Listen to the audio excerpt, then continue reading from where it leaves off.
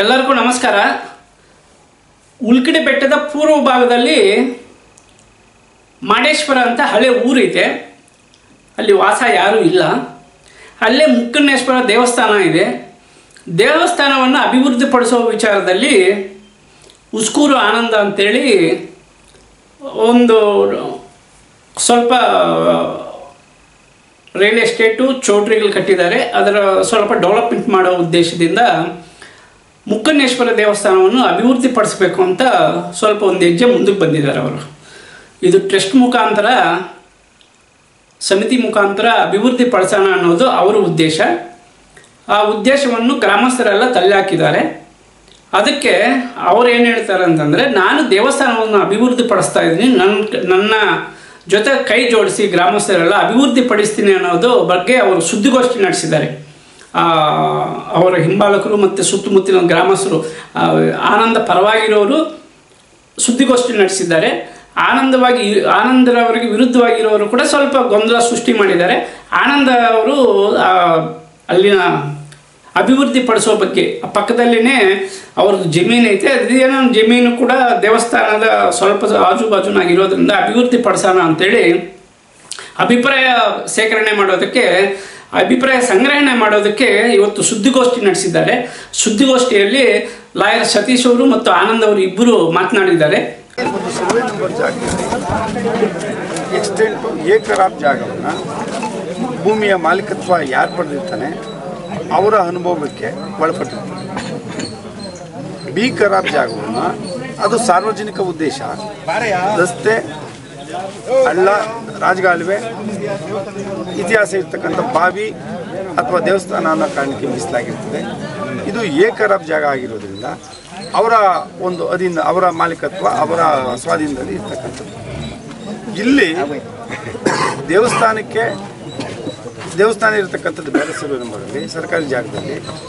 ಆ ದೇವಸ್ಥಾನದ ಮುಂದೆನೂ ಇವರು ಈ ಕ್ಷಣದಲ್ಲೂ ಸಹ ಸ್ವಂತ ಜಾಗವೂ ಆಗಲಿ, ಇದಕ್ಕೇನು ದೇವಸ್ಥಾನಕ್ಕೆ ರಸ್ತೆ ಆಗಲಿ ಅಥವಾ ಯಾವುದೇ ರೀತಿ ತೊಂದರೆ ಕೊಡೋ ಉದ್ದೇಶ ಯಾವುದೂ ಇಲ್ಲ.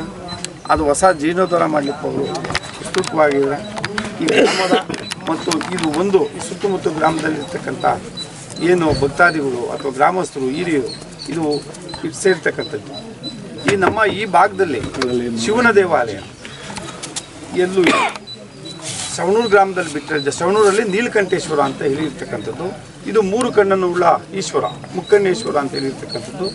ಈ ಭಾಗದಲ್ಲಿರ್ತಕ್ಕಂಥ ಅಣಬೆ ಆಗ್ಬೋದು, ಮರಳೇನಹಳ್ಳಿ, ನೇರ್ಲಘಟ್ಟ, ಮತ್ತು ಗುಣಸಂದ್ರ, ಮಾಡೇಶ್ವರ, ಗಲಬಿಲ್ಕೋಟೆ, ಬೊಮ್ಮನಹಳ್ಳಿ, ಚಿಕ್ಕನಹಳ್ಳಿ, ಕೂಗೇನಹಳ್ಳಿ, ಸವಣೂರು, ಜೋಡಿಕಾರೇಪುರ, ಭಕ್ತರಹಳ್ಳಿ, ಲಿಂಗಾಪುರ, ಬೂಚನಹಳ್ಳಿ, ಸಂಕಸ್ನಹಳ್ಳಿ, ಹಳೇಕೋಟೆ, ತಂಬೇನಹಳ್ಳಿ, ಸಕ್ಕರೆಗೊಲ್ಲಹಳ್ಳಿ, ಈಗ ಚನ್ನವೀರನಹಳ್ಳಿ, ನಾಗಲಾಪುರ, ಈಗ ಸುಮಾರು ಊರುಗಳು, ಮಲ್ನಾಯಕನಹಳ್ಳಿ, ವಡ್ರಪಾಳ್ಯ, ಈ ಥರ ಎಲ್ಲ ಭಕ್ತಾದಿಗಳು ಬರ್ತಕ್ಕಂಥ ಒಂದು ನಮ್ಮದೇ ಶಿವರಾತ್ರಿಗೆ ವಿಶೇಷವಾಗಿ ಇಲ್ಲೂ ಒಂದು ಪವಾಡ ಮತ್ತು ಐತಿಹಾಸಿಕ ದೇವಾಲಯ ಅಂತೇಳಿ ಸಾಕಷ್ಟು ಅವತ್ತು ನೀವು ತಾವೆಲ್ಲರೂ ಒಂದು ಮುಂದಿನ ಶಿವರಾತ್ರಿಯಲ್ಲಿ ತಾವು ಇಲ್ಲಿ ಭೇಟಿ ಕೊಟ್ಟರೆ ಎಷ್ಟು ವಿಜೃಂಭಣೆಯಿಂದ ಭಕ್ತಾದಿಗಳು ಎಷ್ಟು ಜನ ಬರ್ತಾರೆ, ಎಷ್ಟು ಈ ಭಗವಂತನಲ್ಲಿ ನಂಬಿಕೆ ಇದೆ ಅನ್ನೋದು ನಮಗೆಲ್ಲ ಗೊತ್ತಾಗ್ತದೆ. ಅಂಥ ಒಂದು ದೇವಸ್ಥಾನವನ್ನು ಇವತ್ತು ಇದು ಪುರಾತತ್ವ ಇಲಾಖೆ ಆಗ್ಬೋದು, ಸರ್ವೆ ಇಲಾಖೆ ಆಗ್ಬೋದು, ಅರಣ್ಯ ಇಲಾಖೆ ಆಗ್ಬೋದು, ಎಲ್ಲ ಇಲಾಖೆಗಳ ಅನುಮತಿ ಮತ್ತು ಮೂಲ ದೇವಾಲಯದ ಅವಶೇಷವನ್ನು ವಿರೂಪಗೊಳಿಸಿದೆ. ಮೂಲ ಏನಿತ್ತೋ ಯಾವ ಒಳಗಡೆ ನವರಂಗ ಹಾಕ್ಬೋದು, ಮಂಟಪ ಹಾಕ್ಬೋದು, ಎಲ್ಲ ಯಥಾತಿ ಸ್ಥಿತಿಯಲ್ಲೇ ಹೊಸದಾಗಿ ನವೀಕರಣ ಮಾಡಬೇಕಾಗ್ತದೆ. ಅದಕ್ಕೆ ಪ್ರತಿಯೊಂದು ಕಲ್ಲುಗಳನ್ನು ಬಳಸಬೇಕಾಗ್ತದೆ. ಬಳಸಿ ನಂತರ ನಾವು ಬೇಕಾದ್ರೆ ದೊಡ್ಡದಾಗಿ ಆಚೆ ಕಡೆ ಮಗಳು ಮಾಡ್ಬೋದು. ಮೂಲ ದೇವಾಲಯದ ಸ್ವರೂಪವನ್ನು ಬದಲಾವಣೆ ಮಾಡದೆ ಮೂಲ ಲಿಂಗವನ್ನು ಉಳಿಸಿ ಮಾಡಬೇಕಾಗ್ತದೆ. ಆದರೆ ಇಲ್ಲಿ ಸ್ಥಳೀಯವಾಗಿ ಕೆಲವೊಂದು ಕಾನೂನು ಬಾಹಿರ ಚಟುವಟಿಕೆಗಳಾಗ್ತದೆ, ಕಮರ್ಷಿಯಲ್ ಆಗ್ತದೆ. ಇವತ್ತು ಇಲ್ಲಿ ಒಂದು ಕಲ್ಯಾಣ ಮಂಟಪವನ್ನು ಆಗಿರ್ತಕ್ಕಂಥದ್ದು. ಈ ಕಲ್ಯಾಣ ಮಂಟಪ ಒಂದು ದೇವಾಲಯದ ಪಕ್ಕನೇ ಎಲ್ಲ ನೀವು ನೋಡಿರ್ಬೋದು. ನಾವು ಇವತ್ತು ಹಿಂದೂ ಸಂಪ್ರದಾಯದಲ್ಲಿ ಮದುವೆ ಮಾಡಬೇಕಾದ್ರೆ, ಒಂದು ಕಾರ್ಯ ಮಾಡಬೇಕಾದ್ರೆ ನಾವು ದೇವಾಲಯದ ಒಂದು ಆಶೀರ್ವಾದ ಪೂಜೆ ಮಾಡಿ ವಿನಾಯಕನ ಸ್ಮರಣೆ ಮಾಡಿ ಹೆಣ್ಣು ಗಂಡನ್ನು ನಾವು ದೇವಸ್ಥಾನಕ್ಕೆ ಹೋಗಿ ಮದುವೆ ಮಾಡೋಂಥದ್ದು. ಈಗ ಕಾಲ ಬಂದಂಗೆ ಸ್ವಲ್ಪ ಬದಲಾವಣೆ, ಜನ ಜಾಸ್ತಿ ಆಗ್ತದೆ. ದೇವಾಲಯದಲ್ಲಿ ಮಾಡೋಕ್ಕಾಗಲ್ಲ, ನಾವು ಚೌಟ್ರಿಗೆ ಹೋಗ್ತೀವಿ. ಇವತ್ತು 2 ದೇವಾಲಯಗಳು, ಒಂದು ಲಕ್ಷ್ಮೀನರಸಿಂಹಸ್ವಾಮಿ, ಒಂದು ಮುಕ್ಕಣೇಶ್ವರ ದೇವಾಲಯದ ಸಮೀಪದಲ್ಲಿ ಇರ್ತಕ್ಕಂಥ ಒಂದು ಕಲ್ಯಾಣ ಮಂಟಪ ಸಾಕಷ್ಟು ಜನಗಳಿಗೆ ಮದುವೆ ಒಂದು ಸಂಪ್ರದಾಯಗಳ ಒಂದು ಮದುವೆ ಶಾಸ್ತ್ರೋಕ್ತವಾಗಿ ಮಾಡಲಿಕ್ಕೆ ಇನ್ನೂ ಒಳ್ಳೆಯದಾಗ್ತದೆ. ಆಮೇಲೆ ಇಂಥ ಒಂದು ಐತಿಹಾಸಿಕ ಒಂದು ತಾಣದಲ್ಲಿ ಒಂದು ಕಲ್ಯಾಣ ಮಂಟಪಗಳ ಮದುವೆಗಳಾಗಿ ಜನಗಳಿಗೆ ಅಥವಾ ವಧುವರರಿಗೆ ಒಳ್ಳೆಯದಾದರೆ ಇದು ಒಂದು ಇತಿಹಾಸ ಉಳಿಯುತ್ತೆ. ಮತ್ತು ನಮ್ಮ ಗ್ರಾಮೀಣ ಭಾಗದಲ್ಲಿ ಇರ್ತೀವಿ, ಯಾವ ಒಂದು ಜಾಗದಲ್ಲಿ 10 ಜನ ಅನ್ನ ತಿಂತಾರೆ ಆ ಜಾಗ ಪುಣ್ಯಕ್ಷೇತ್ರ ಆಗ್ತದೆ ಅಂತ. ಹೆಂಗೆ ಯಾವುದೋ ಒಂದು ಕಲ್ಯಾಣ ಮಂಟಪಗಳು ಆದಾಗ ಮದುವೆಗಳು ಆಗ್ತಿದ್ರೆ 4-6 ಜನ ಮದುವೆಗಳಾಗಿ ಇಲ್ಲಿ ಒಂದು ಅನ್ನದಾನ ನಡೀತಾ ಇದ್ದರೆ ಈ ಕ್ಷೇತ್ರ ಅಭಿವೃದ್ಧಿ ಆಗ್ತದೆ, ಬೆಳೀತದೆ ಅಂತ ಹೇಳಿ ನನಗೆ ಈ ಒಂದು ಅವಕಾಶ ಕೊಟ್ಟಿದ್ದು ನನ್ನ ಅನಿಸಿಕೆನ ಹೇಳಲಿಕ್ಕೆ. ಸತೀಶ್ ಕುಮಾರ್ ಅಂತ ವಕೀಲ.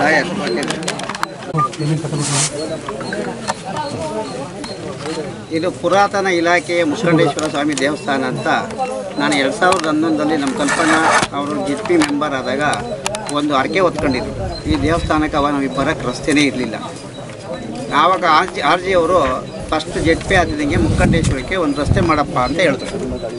ನಾನು ಆ ರಸ್ತೆ ಬಂದು ನೋಡಿದೆ, ರಸ್ತೆ ಒಂದು ಗಾಡಿ ಬರೋಷ್ಟಿತ್ತು, ಒಂದು 4 ಅಡಿ ಆಗಿದೆ.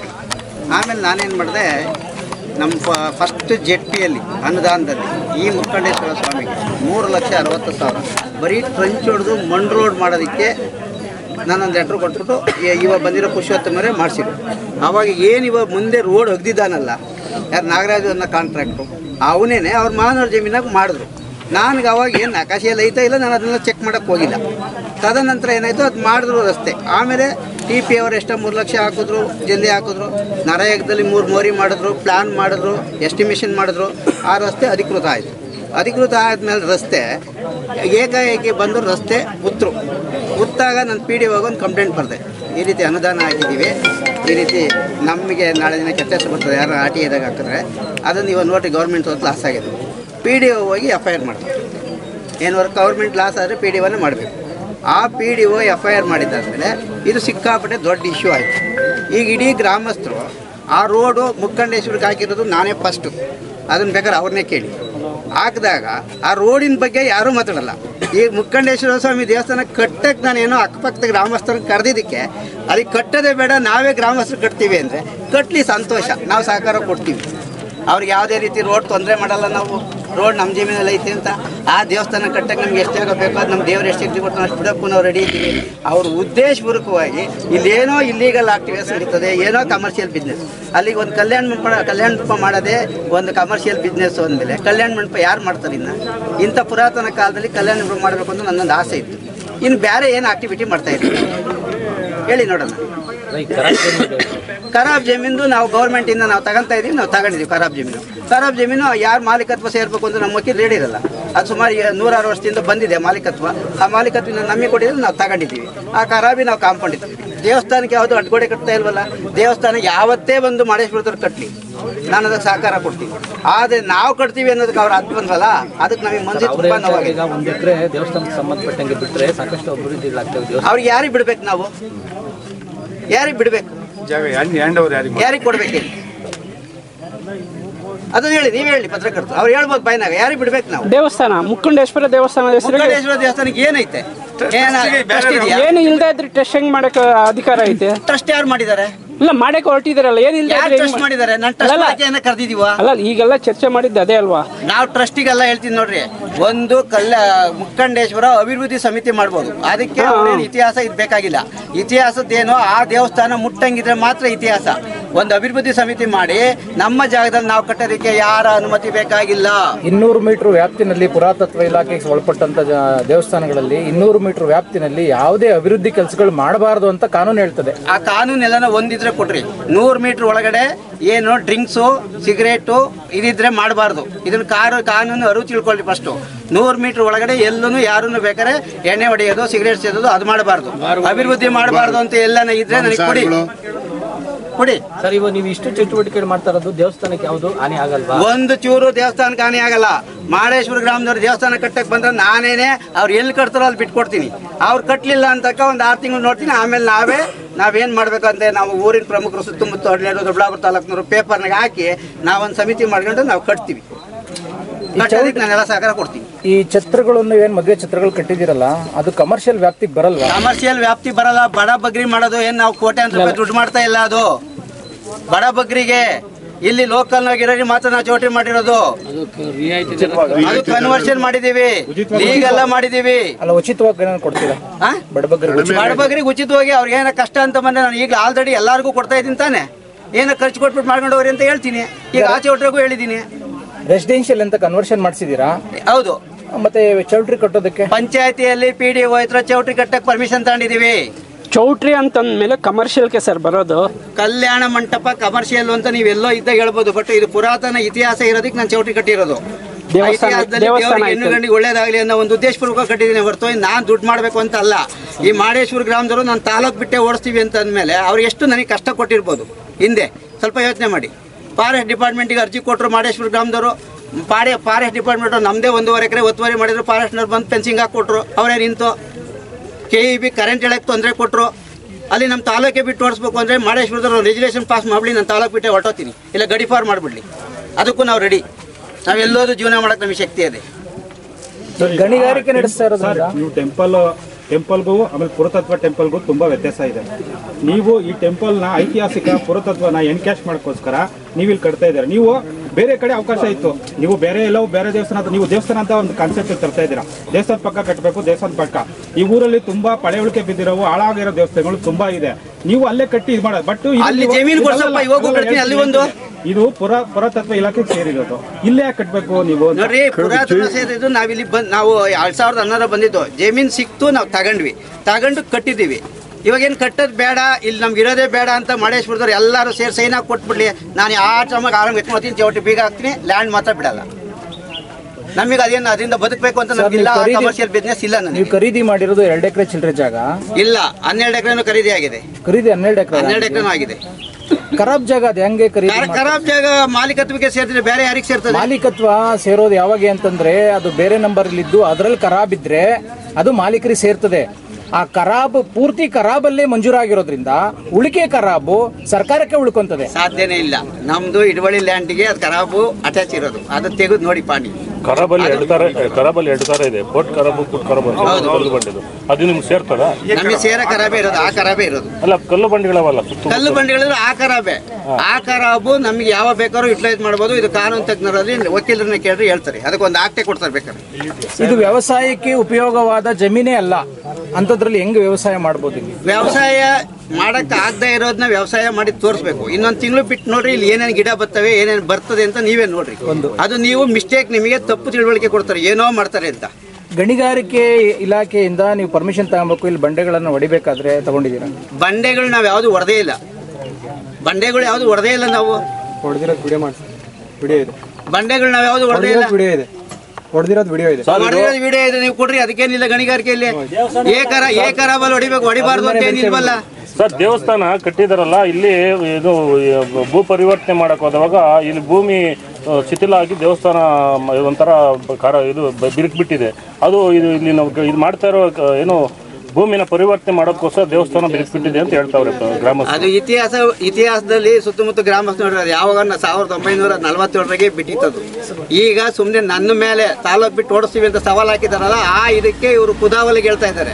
ಅಷ್ಟು ಪ್ರೀತಿ ಇರೋರು ಮುಕ್ಕಂಡೇಶ್ವರ ಸ್ವಾಮಿ ದೇವಸ್ಥಾನ ಫಸ್ಟ್ ರೋಡ್ ಹಾಕಿದ್ದಾರೆ. ರೋಡ್ ಹಾಕಿರೋದನ್ನ ಕೇಳಕ್ಕೆ ಅವ್ರಿಗೆ ಅರ್ಹತೆ ಇಲ್ಲ. ಬಂದು ಮುಕ್ಕಂಡೇಶ್ವರ ಬಗ್ಗೆ ಏನು ಮಾತಾಡ್ತಾರೆ ಊರಿನ ಗ್ರಾಮಸ್ಥರು ಹೇಳ್ರಿ ನೋಡೋಣ. ಸರ್, ಇಡುವಳಿ ಪಕ್ಕದಲ್ಲಿ ಬರ್ತಕ್ಕಂಥ ಏಕರಬ್ನ ಬಳಸ್ಕೊಬಹುದು ಅಂತಕ್ಕಂಥದ್ದು ಅನ್ನೋದು ನೀವು ಹೇಳೋದು. 9 ಎಕರೆ ಇದು 10 ಎಕರೆ ಇದ್ರೆ ಬಳಸ್ಕೊಬಹುದು. ಸರ್ವೆ ನಂಬರ್ ಅಲ್ಲಿ ಇದ್ರೆ ನಾವು ಬಳಸ್ಕೊಬಹುದು. ಅದನ್ನ ಹೇಳ್ತೀನಿ ಸರ್. ಯಾವುದೇ ಒಂದು ಸರ್ವೆ ನಂಬರಲ್ಲಿ ಒಟ್ಟು ವಿಸ್ತೀರ್ಣ ಎಷ್ಟಿರ್ತದೆ, ಅದರಲ್ಲಿ 2 ರೀತಿ ಖರಾಬ್ ಇರ್ತದೆ. ಆ ಖರಾಬ್, ಬಾ ಖರಾಬ್ ಅಂತ. ಬಾ ಖರಾಬ್ ಇರ್ತಕ್ಕಂಥದ್ದು ದೇವಸ್ಥಾನಗಳು, ರಾಜಗಾಲುವೆಗಳು ಮತ್ತು ದಾರಿಗಳು, ರಸ್ತೆಗಳಿಗೆ ಇರ್ತಕ್ಕಂಥದ್ದನ್ನು ಬಾ ಖರಾಬ್ ಅಂತೀವಿ. ಆ ಖರಾಬ್ ಅನ್ನೋದನ್ನೇನೆಂದರೆ ಅಭಿವೃದ್ಧಿ ಆಗದೇ ಇರತಕ್ಕಂಥ ಹಳ್ಳ, ಕಲ್ಲು, ಬಂಡೆಗಳು ಇರ್ತದೆ. ಬಟ್ ಅದಕ್ಕೆ ಅವನು ಅದನ್ನು ಕಾನೂನು ಚೌಕಟ್ಟಲ್ಲಿ ಆ ಬಂಡೆಗಳನ್ನು ಅಭಿವೃದ್ಧಿಪಡಿಸಿ ವ್ಯವಸಾಯಕ್ಕೆ ಅನುಗುಣವಾಗಿ ಆ ಸ್ವತ್ತನ್ನು ಮಾಡ್ಕೊಂಡು ಜಿಲ್ಲಾಧಿಕಾರಿಗಳ ಅನುಮತಿ ತಗೊಂಡು ಅವರಿಂದ ಸರ್ಕಾರಕ್ಕೆ ರಾಯಲ್ಟಿ ಕಟ್ಟಿ ರೆಗ್ಯುಲೈಸ್ ಮಾಡ್ಕೊಬೋದು. ಎ ಖರಾಬ್ ಮಾತ್ರ. ಎಷ್ಟು ಕುಂಟೆ ಎಷ್ಟಾದ್ರೂ ಮಾಡ್ಕೋಬಹುದು. ನಿಮಗೆ ಮಂಜೂರಾಗಿರೋದು 4 ಎಕರೆ ಆದರೆ 40 ಎಕರೆನೂ ಮಾಡ್ಕೋಬಹುದು. ಅಭಿವೃದ್ಧಿ ಓನ್ಲಿ 5 ರಿಂದ 10 ಗುಂಟೆ ಮಾತ್ರ ಮಾಡಕ್ಕೆ ಅವಕಾಶ ಇದೆ ಕಾನೂನಲ್ಲಿ. ಒಂದ್ ಪ್ರಶ್ನೆ, ಈಗ ನೀವ್ ಹೇಳಿದ್ದು ಸರಿ ಇದೆ, ಖರಾಬು ಜಮೀನು ಯಾರಿಗಿರ್ತದೆ ಆ ಮಾಲೀಕರಿಗೆ ಸೇರ್ತಕ್ಕದ್ದು ಅನ್ನೋದು ಸರಿ ಇದೆ. ಆದರೆ ಈ ಒಟ್ಟು ಜಮೀನು ಏನಿದೆ 11 ಎಕರೆ ಚಿಲ್ಲರೆ ಅದಷ್ಟು ಖರಾಬ್ ಜಮೀನೇ ಆಗಿರೋದ್ರಿಂದ ಆ ಖರಾಬ್ ಜಮೀನಲ್ಲಿ 2 ಎಕರೆ ಮಂಜೂರಾಗಿರೋದ್ರಿಂದ 2 ಎಕರೆ ಚಿಲ್ಲರೆ ಮತ್ತೆ ಉಳಿಕೆ ಖರಾಬನ್ನ ಖರಾಬಾಗೆ ಉಳ್ಕೊಂತದೆ ಹೊರತು ಮಾಲೀಕರಿಗೆ ಯಾಕೆ ಸೇರ್ತದೆ? ಯಾವ ಕಾನೂನು ಅಡಿಯಲ್ಲಿ ಸೇರ್ತದೆ? ನೀವು ವಕೀಲರಿದ್ದೀರಾ ಹೇಳಿ. ಹೌದು, ಈಗ ಏನು ಇಲ್ಲಿ ಸರ್ವೆ ನಂಬರ್ ಇದೆ, ಸರ್ವೆ ನಂಬರಲ್ಲಿ ಅಲಾಟ್ಮೆಂಟ್ ಆಫ್ ಸರ್ವೆ ನಂಬರಲ್ಲಿ ಎಷ್ಟು ಅಭಿವೃದ್ಧಿ ಆಗಿರ್ತದೆ ಅದು ಅಷ್ಟನ್ನು ಮಾತ್ರ ಮಾಲೀಕ ಅಂತ ಘೋಷಣೆ ಆಗ್ತದೆ ಸರ್ಕಾರದಿಂದ. ಅಭಿವೃದ್ಧಿ ಆಗದೇ ಇರತಕ್ಕಂಥ ಜಾಗವನ್ನು ಖರಾಬಲ್ಲಿ ಎ ಖರಾಬಲ್ಲಿದ್ದಾಗ ಎ ಖರಾಬ್ ಜಮೀನು ಮಾಲೀಕನ ಒಳಪಡ್ತದೆ. ಅಲ್ಲಿ ನಾನು ಹೇಳ್ತಾರ ಪ್ರಶ್ನೆ, ಒಂದ್ ನಿಮಿಷ ಕನ್ಫ್ಯೂಸ್ ಮಾಡ್ಕೋಬೇಡ್ರಿ. ನಾನು ಹೇಳ್ತಾರ ಸ್ಪಷ್ಟವಾಗೈತೆ. ಈಗ ಪೂರಾ ಜಮೀನು ಖರಾಬ್ ಜಮೀನಲ್ಲಿ ಐತೆ. ಪೂರಾ ಜಮೀನು ಏನ್ ಮಂಜೂರಾಗಿರೋದು ಸೇರಿ ಖರಾಬ್ ಜಮೀನ ಹಿಂದೆ ಆ ಖರಾಬ್ ಜಮೀನಲ್ಲಿ ಮಂಜೂರಾಗಿದೆ 2 ಎಕರೆ ಚಿಲ್ಲರೆ. ಇನ್ನು ಉಳಿದಂತ ಖರಾಬು ಹಾಗೆ ಉಳ್ಕೋಬೇಕು. ಅದ್ ಹೇಗೆ ಯಾರಿಗೂ ಮಂಜೂರಾಗಿರೋರಿಗೆ ಸೇರಿ ಖರಾಬ್ ಅಲ್ಲ ಇದು. ಬಿ ಖರಾಬ್ ಆದ್ರೆ ಯಾರಿಗೂ ಬಿ ಖರಾಬು ಎ ಖರಾಬು ನೀವೆಲ್ಲ ಹೇಳ್ತೀರ ಸರಿ. ನನ್ನ ಪ್ರಶ್ನೆ ಇರೋದು ಒಟ್ಟಾರೆ ಟೋಟಲ್ ಜಮೀನು. ಹೇಳಿ ಸರ್. ಗೋಮಾಳದಲ್ಲಿದ್ದು ಆತನ್ಗೆ 2 ಎಕರೆ ಜಮೀನು ಮಂಜೂರಾಗಿದ್ರೆ ಅರ್ಥ ಆಯ್ತಾ, ಉಳಿಕೆ ಆ ಖರಾಬ್ ಬಂದ್ರೆ ಆ ಜಮೀನ್ಗೆ ಸೇರ್ತೈತೆ ಯಾಕೆ ಮಾಲೀಕನ್ಗೆ. ಬಟ್ ಇಲ್ಲಿ 11 ಎಕರೆಯಲ್ಲಿ 2 ಎಕರೆ ಏನ್ ಮಂಜೂರಾಗೈತೆ 11 ಎಕರೆನೂ ಆ ಖರಾಬಲ್ಲಿ ಇದ್ದಿದ್ದು 2 ಎಕರೆ ಮಂಜೂರಾಗಿರೋದು. ಆ 2 ಎಕರೆ ನೀವು ತಗೊಂಡು ಉಳಿಕೆ ಜಮೀನು ನಿಮಗೆ ಬರಲ್ಲ ಅಂತ ನಾವ್ ಹೇಳ್ತಾರೆ. ನೀವ್ ಹೇಳ್ತೀರ ಪ್ರಶ್ನೆ ಇದು. ಅದಕ್ಕೆ ನಿಮಗೆ ಸುಳ್ಳು ಮಾಹಿತಿ ಕೊಡ್ತಾವ್ರೆ. 2 ಎಕರೆ 29 ಗುಂಟೆ ಮಂಜೂರಾಗಿಲ್ಲ, ಪೂರ್ತಿ ಮಂಜೂರಿ ಆಗಿರೋದು ಹಿಂದೆ 1948ನೇ ಇಸ್ವಿಯಲ್ಲಿ. ಆಮೇಲೆ ಅದು ವಂಶ ಪಾರಂಪರ್ಯವಾಗಿ ಇನ್ನೊಬ್ರು ಯಾರೋ ಪರ್ಚೇಸ್ ಮಾಡಿದ್ರು, ನಾನು 5ನೇ ಕೈ. ಆಮೇಲೆ ಗ್ರಾಮಸ್ಥರದೊಂದು ಹೇಳಿಕೆ, ಬಾ ಖರಾಬ್ನಲ್ಲಿ ನೀವು ಕನ್ಸ್ಟ್ರಕ್ಷನ್ ಮಾಡ್ತಾ ಇದ್ದೀರಾ ಅಂತ ಒಂದು ಹೇಳಿಕೆ ಕೊಟ್ಟರು. ಬಾ ಖರಾಬ್ನಲ್ಲಿ ಯಾವ್ದಾದ್ರು ಕನ್ಸ್ಟ್ರಕ್ಷನ್ ಮಾಡಿದ್ರೆ ಅವರೇ ಸರ್ವೆ ಮಾಡಿಸ್ಬಿಟ್ಟು ಫಸ್ಟ್ ನಾನೇ ಡೊಮಿನೇಷನ್ ಮಾಡ್ತೀನಿ. ನಾವು ಅಂತ ಉದ್ದೇಶ ನಮಗಿಲ್ಲ. ಅವರು ಉದ್ದೇಶಪೂರ್ವಕವಾಗಿ ಆ ಮುಕ್ಕಂಡೇಶ್ವರ ಸ್ವಾಮಿ ಇದಕ್ಕೆ ಹೇಳ್ತಾ ಇದ್ದೀನಿ, ಅವರ ದೇವರಿಗೆ ಅವರಿಗೆ ಏನಾದ್ರು ಅವ್ರು ಒಳ್ಳೇದು ಮಾಡಿದ್ರೆ ಅವ್ರಿಗೆ ಮಾಡಲಿ, ನಮಗೆ ಮಾಡಿದ್ರೆ ಮಾಡಲಿ, ಅದು ಉದ್ದೇಶಪೂರ್ವಕವಾಗಿ ಸ್ಟೇಟ್ಮೆಂಟ್ ಕೊಡ್ತಾ ಇರೋದು. ಆ ರೀತಿಯಾದ ಇಲ್ಲಿ ಯಾವುದೋ ಘಟನೆ ನಡೆದಿಲ್ಲ. ಆ ಘಟನೆ ನಡೆದಕ್ಕೆ ನಿಮ್ಗೆ ಹೇಳ್ತೀನಿ ಕೇಳ್ರಿ. ನಾನು ಇಲ್ಲಿ ಬಂದು ಕೆಲಸ ಸ್ಟಾರ್ಟ್ ಮಾಡುವಾಗ ಒಬ್ಬರು PDO ಕಂಪ್ಲೇಂಟ್ ಕೊಟ್ಟರು, ಫಾರೆಸ್ಟ್ ಡಿಪಾರ್ಟ್ಮೆಂಟಿಗೆ ಕಂಪ್ಲೇಂಟ್ ಕೊಟ್ಟರು, ಆಮೇಲೆ ಪೊಲೀಸ್ ಸ್ಟೇಷನಿಗೆ ಕಂಪ್ಲೇಂಟ್ ಕೊಟ್ಟರು. ಎಲ್ಲರೂ ಬಂದು ತನಿಖೆ ಮಾಡಿ ಅದ್ರ ಏನು ಇಲ್ಲ ಅಂತ ಉರುಳಿಲ್ಲ ಅಂತಾಗ ಆಮೇಲೆ ಎಲ್ಲ ನಮಗೆ ಖಾತೆ ಮಾಡಿಕೊಟ್ಟಿರೋದು. ಅಲ್ಲಿ ನಮ್ಮ ಮೇಲೆ ಅವ್ರಿಗೆ ಎಷ್ಟು ದ್ವೇಷ ಅದ್ ನೋಡ್ರಿ, ನೀವೇ ಯೋಚನೆ ಮಾಡ್ಕೊಳ್ರಿ. ಗ್ರಾಮಸ್ಥರಿಗೆ ಏನ್ ದೋಷ ಅಂದ್ರೆ, ನಾನು ಅವ್ರ ಮನೆ ಬಾಗ್ಲಿ ಹೋಗಿ ಕೇಳ್ಬೇಕಂತ ನಾನು ಬಂದಿದ್ದೀನಿ, ನನಗೆ ನಿಮ್ಮ ಒಳಗಡೆ ಇಟ್ಕೊಳ್ರಿ ಅಂತ. ನಮಗೆ ಏನಕ್ಕಪ್ಪ ಬೇಕು? ನಾನು ಅವ್ರ ಊರಿಗೆ ಬಂದಿರೋನು, ಅವ್ರು ಸ್ವಾಗತ ಮಾಡ್ಬೇಕಾ ನಾನು ಸ್ವಾಗತ ಮಾಡ್ಬೇಕು? ಅವ್ರ ಊರಿಗೆ ಚೌಟಿ ಕಟ್ತಾ ಇರೋದು, ಅವ್ರ ಊರಿಗೆ ಕಟ್ಟಿದ್ರೆ ಯಾರು ಸ್ವಾಗತ ಮಾಡ್ಬೇಕಪ್ಪ? ಅಲ್ಲ, ಇಂಥ ಪರಿಸರದಲ್ಲಿ ಚೌಟ್ರಿ ಅವಶ್ಯಕತೆ ಇತ್ತಾ? ಯಾರು ಇಂಥ ಪರಿಸರದಲ್ಲಿ ಈಗ ಪ್ರಾಣಿ ಪಕ್ಷಿಗಳು ವಾಸ ಮಾಡೋಂಥ ಜಾಗ, ಅರಣ್ಯ ಇಲ್ಲ ಇದೆ, ಇಲ್ಲಿ ಬೆಟ್ಟ, ಅದು ಐತಿಹಾಸಿಕ ಬೆಟ್ಟ, ಇದೆಲ್ಲ ಇಂಥ ಜಾಗದಲ್ಲಿ ಈ ಚೌಟ್ರಿ ಅಂತದ್ದು ಬರ್ಬೇಕಾಗಿತ್ತ? ಹಂಗಾರೆ ಆ ಚೌಟ್ರಿಯಲ್ಲಿ ಗೌರ್ಮೆಂಟ್ ಲ್ಯಾಂಡ್ ಅಲ್ಲೇ ಒಂದು ಚೌಟ್ರಿ ಕಟ್ಟಿದ್ದಾರೆ, ಅಲ್ಲಿಗೆ ಅದನ್ನೇನು ನೀವು ಕ್ವಶನ್ ಮಾಡಲ್ವಾ? ಕಾಂಟ್ರಾಕ್ಟರ್ ಬಂಡೆ ಹೊಡಿತಾವ್ರ ಸರ್, ಬೆಟ್ಟನ ಕರಗಿಸ್ತಾವ್ರೆ, ಅದನ್ನ ಯಾರು ಕೇಳಲ್ಲ. ನೀವು ಇಡೀ ರೋಡ್ಗಳೇ ಹಾಳಾದವು ನಮ್ ಕಡೆ ಬಂಡೆನ. ಅವರು ಇಂಟ್ರೆಸ್ಟ್ ಮಾಡಿ ಅವರು ದುಡ್ಡು ತಗೊಂತವ್ರ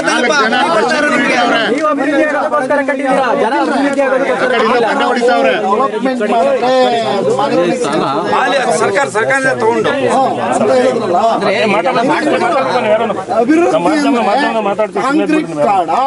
ಅಥವಾ ಕೃಷಿ ಮಾಡ್ಬೇಕು, ಅದು DC ನಾವು ಹಸನಾಗಿ ಮಾಡಿದೀವಿ ಅಂತ ನಾವು ಅರ್ಜಿ ಕೊಟ್ಟಾಗ ಅವ್ನು ಸ್ಥಳ ಪರಿಶೀಲನೆ ಮಾಡಿ ನಮಗೆ ಜಿಲ್ಲಾಧಿಕಾರಿ ಸ್ಯಾಟಿಸ್ಫೈಡ್ ಅಂತ ಕೊಡ್ತಾನೆ. ಸ್ಯಾಟಿಸ್ಫೈಡ್ ಅಂದ್ರೆ ಬೆಲ್ಲ ಅಂದ್ರೆ ಕೊಡೋದಿಲ್ಲ. ಆದ್ರೆ ಇದರಲ್ಲಿ ಆಕಾರ ಬಂದಲ್ಲಿ ತಾವು ಎ ಖರಾಬ್ ಬಿ ಖರಾಬ್ ಬಗ್ಗೆ ಆ ಖರಾಬಲ್ಲಿ ಹಸನಾಗದ ಭೂಮಿ ಅಂತ ಬಿ ಖರಾಬಲ್ಲಿದ್ದಾಗ ಅದು ಸರ್ಕಾರಿ ಅಧೀನದಲ್ಲಿ. ಅದೇ ಎ ಖರಾಬ್ ಕನ್ವರ್ಟ್ ಆದಾಗ ಮಾಲೀಕನ ಒಡೆತನಕ್ಕೆ ಬರ್ತದೆ. ಇಷ್ಟೇ ಸಿಂಪಲ್ಲು. ನಾನೀಗ ಈ ದಾಖಲೆಗಳನ್ನ ಕೊಟ್ಟು ನಾನು ಈ ದಾಖಲೆ ಇವ್ರು ಮಾಡ್ತಿರೋದು ಸರಿ ಅಂತ ನಾನೇನು ಡಿಪೆಂಡ್ ಅಂತಲ್ಲ. ನಾನು ಆಸ್ ಪರ್ ಲೀಗಲ್ ಟರ್ಮ್ಸ್ ಹೇಳ್ತಿದ್ದೀನಿ. ಅದು ಹಸನಾಗದ ಭೂಮಿಯಲ್ಲಿದೆಯಾ ಅಥವಾ ಎ ಖರಾಬಲ್ಲಿದೆಯಾ?